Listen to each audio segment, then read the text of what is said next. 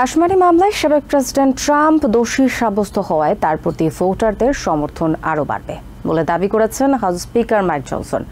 Republican senator Tom cotton বলেছেন, president Biden নির্বাচনে জিতবেন না জেনেই ট্রাম্পের বিরুদ্ধে এই মামলা করা হয়েছে।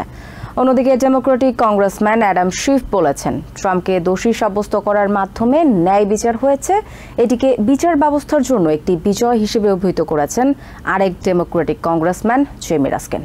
We were just talking about how ever since the verdict, a lot of money has been coming into the Trump. শুক্রবার ফক্স নিউজের এক অনুষ্ঠানে স্পিকার মাইক জনসন বলেন, হাশমানি মামলায় সাবেক প্রেসিডেন্ট ডোনাল্ড ট্রাম্প দোষী সাব্যস্ত হওয়ায় ভোটাররা তাকে সমর্থনের ব্যাপারে আরো অনুপ্রাণিত হচ্ছেন।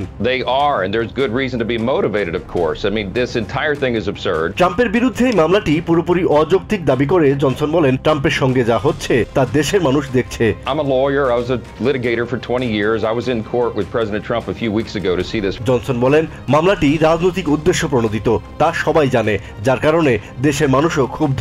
This is a purely political exercise, not a legal one. একই ধরনের মন্তব্য করেন রিপাবলিকান সেনেটর টম কটনও। তিনি বলেন, হাশমানি মামলার শুরু থেকেই জালিয়াতি করা হয়েছে। No, not at all, Tony, because this was a sham-rigged political show trial from the very beginning. নভেম্বরের নির্বাচনে দেশের মানুষ আসল রায় দেবে, সাবেক প্রেসিডেন্টের এমন বক্তব্যের সঙ্গে একাত্মতা পোষণ করে কটন বলেন, প্রেসিডেন্ট বাইডেন তার খারাপ রেকর্ডের কারণে এবারের নির্বাচনে ভোট পাবেন না। It's going to be based on things like Joe Biden's record of runaway inflation and a wide open southern border. Donald ট্রাম্পের নির্বাচনে অংশগ্রহণ বাধাগ্রস্ত করতেই এই মামলা করা হয়েছে বলে দাবি করেন cotton. This sham trial that was designed from the very beginning to be election interference. Republican senator JD veins বলেন, মামলার জুরি সদস্যদের নিয়ে কোনো অভিযোগ নেই তার আপত্তি বিচারক হুয়ান মার্শানের বিষয়ে। The judge with the jury instructions that were clearly reversible with the fact that the judge had donated. অন্যদিকে ডেমোক্রেটিক কংগ্রেসম্যান অ্যাডাম শিফ বলেন, বিচারক হুয়ান মার্শান ট্রাম্পকে 8-10 জন সাধারণ মানুষ হিসেবেই বিবেচনা করছেন, তবে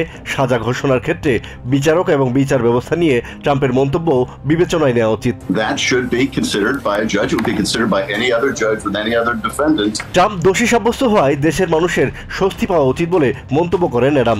I think Americans should feel somewhat reassured that notwithstanding all the stresses on the system. আরেক ডেমোক্রেটিক কংগ্রেসম্যান জেমি রাস্কিন বলেছেন, ট্রাম্পের বিরুদ্ধে এই মামলাটি গণতন্ত্র বিচার ব্যবস্থার জন্য একটি সুন্দর দৃষ্টান্ত। To appeal, and we should all respect the appeals process like we're respecting. একই অভিমত নিউ ইয়র্কের ডেমোক্রেটিক সেনেটর ড্যান গোল্ডম্যানেরও। This was the rule of law. This was our tried and true criminal justice system playing out. Goldman বলেন, গণতন্ত্র ও আইনের শাসনের উপর আক্রমণকে আদালত বরদাস্ত করে না, এটাই পছন্দ নয় ট্রাম্প এবং অন্য রিপাবলিকানদের। What Speaker Johnson, Donald Trump, others don't like is that his purely. Asad real, TVN 24 news desk. New York থেকে সম্প্রচারিত TVN 24 টেলিভিশন বিশ্বজুড়ে বাঙালির কণ্ঠস্বর।